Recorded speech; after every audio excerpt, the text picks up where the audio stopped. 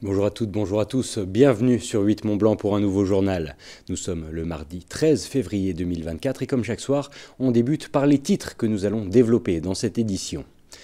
2 ans après le début de l'invasion russe en Ukraine, l'élan de solidarité qui anime notre territoire perdure, notamment à l'université Savoie-Mont-Blanc, au cœur de laquelle les étudiants bénévoles continuent leurs actions. Reportage complet dans un instant.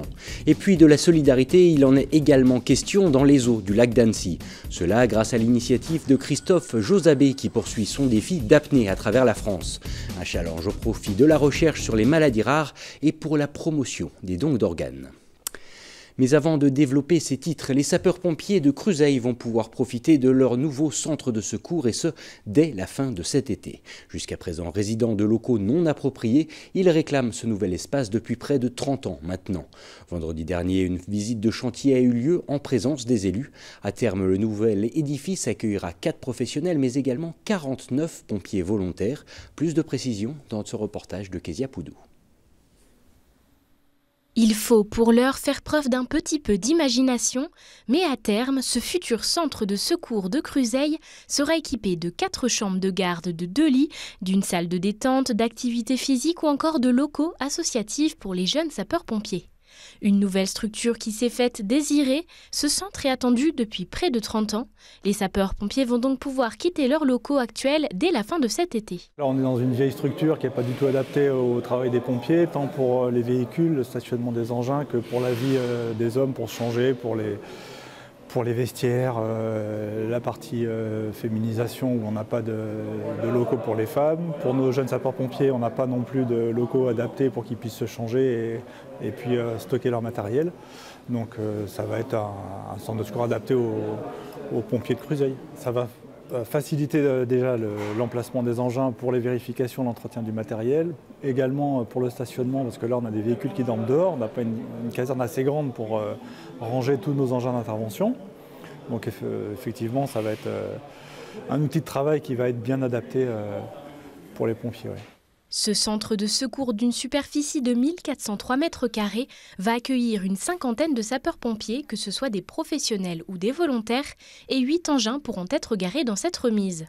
Représentant 4,4 millions d'euros hors taxes, ce projet s'inscrit dans une démarche plus vaste de modernisation des équipements du service départemental d'incendie et de secours de Haute-Savoie. Il y a un plan, ça a déjà été présenté dans le cadre du nouveau SDACR que j'ai lancé avec la construction ou reconstruction d'une quinzaine de casernes modernes avec des regroupements parce qu'on a des difficultés à avoir des pompiers la journée.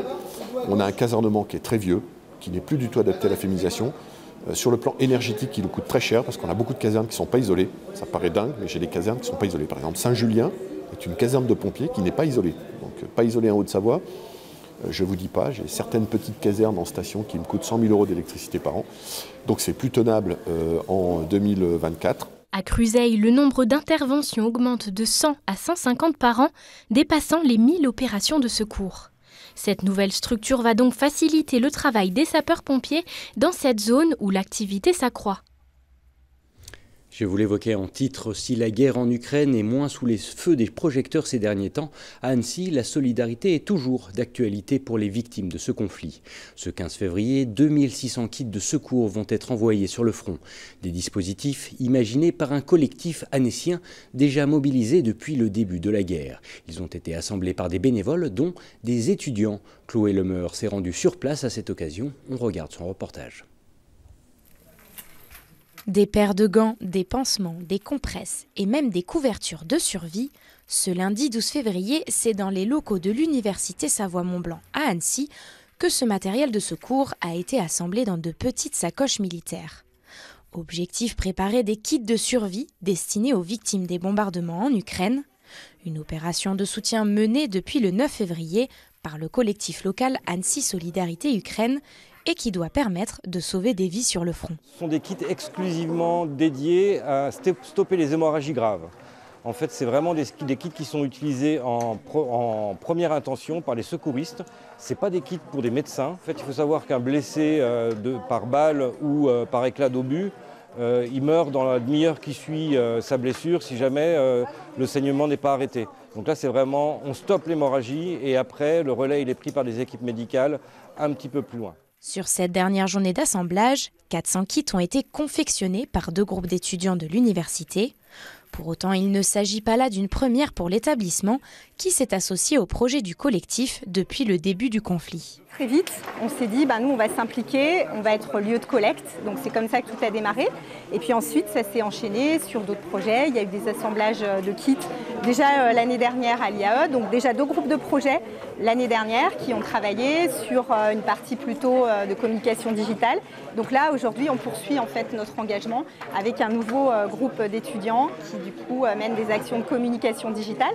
Donc c'est extrêmement mobilisateur pour les étudiants. Lors de cette nouvelle opération, 40 étudiants ont été mobilisés sur la base du volontariat. Et pour certains, leur participation est un moyen de rappeler que le conflit n'est pas terminé. La base de l'Europe, c'est quand même d'aider, s'entraider entre pays. Et quand il y a un problème, surtout là en Ukraine, au niveau du conflit, il faut vraiment appuyer là où... faut penser les plaies, on va dire. On participe à quelque chose de concret, quoi. C'est pas simplement un projet théorique. On aide vraiment une cause qui est importante. Parce que la guerre, elle continue toujours. Moi, j'aime beaucoup aider les gens et je trouvais justement qu'avec tout ce qui se passe en ce moment, on avait tendance un peu à oublier l'Ukraine. Alors que les combats, ils n'ont pas cessé, eux, et je trouve ça important de rappeler aux gens qu'il faut aider le plus de monde qu'on peut. Sur ces 3 journées, 2600 kits de survie ont été assemblés, portant le total à 5000 kits avec ceux déjà expédiés en 2023. Ils seront ensuite acheminés d'ici la fin de la semaine en direction de la zone de combat, dans l'Est et le Sud. D'autres actions sont aussi prévues par le collectif, à commencer par le rassemblement le 24 février prochain devant l'hôtel de ville d'Annecy. On reste dans l'univers du social avec Christophe Jobazé qui va poursuivre dès ce dimanche son Tour de France en apnée. Après un premier défi il y a quelques jours à l'Alpe d'Huez en Isère, place à la Haute-Savoie et c'est au lac Vert de Passy que le sportif a pour projet de s'immerger. Un défi qui n'est pas uniquement centré autour du dépassement de soi. En effet, à travers ces événements, le sportif tente par son projet Apnée solidaire de sensibiliser le grand public sur les maladies rares et orphelines. Avant de partir face au Mont-Blanc, c'est à Annecy qu'il a choisi de s'entraîner. Kezia Poudou et Fanny Savard ont assisté à sa routine ce mardi matin. Reportage. Multiplier les séries de 2 minutes d'apnée, cela peut paraître court, rapide, et pourtant cela nécessite beaucoup d'entraînement et de concentration. On commence par du 5-5, j'inspire sur 5 par le nez si possible, et j'expire par la bouche. Ce mardi matin, Christophe Jobazé se prépare pour son défi de dimanche, une série d'apnée de 1 minute voire d'1 minute 30 au lac Vert à Passy. C'est suite à une qualification pour une Coupe de France en 2019 que le Grenoblois a ressenti cette envie de dépassement pour lui, mais aussi pour les autres.